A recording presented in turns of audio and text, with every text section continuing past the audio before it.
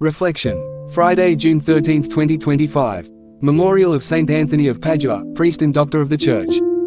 Dear brothers and sisters in Christ, today, we gather in the memory of Saint Anthony of Padua, a priest and doctor of the Church, whose life exemplified the merging of profound faith and simplicity. As we reflect on the readings provided, we find ourselves contemplating the nature of our spiritual existence and the call to genuine inner integrity. In Paul's second letter to the Corinthians, he reminds us that we possess this treasure in earthen vessels, signifying that the divine power we hold is not of our making but is indeed from God.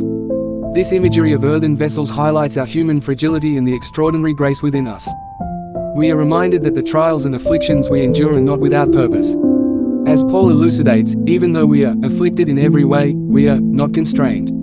This encouragement speaks volumes of the resilience we find in our faith, despite external and internal struggles. It is in our weakness that the life of Jesus is manifested. Transitioning into the Gospel according to Matthew, Jesus challenges us to examine the integrity of our inner lives. It's not only the outward actions that define us but more so the dispositions of our hearts. When he speaks of adultery, he refers not only to the act but to the intent within our hearts. The dramatic imagery of removing the eye or hand that causes us to sin might sound severe, but it underscores the seriousness with which we should address anything that distances us from God. It's about rooting out sin from our hearts before it bears fruit in our actions.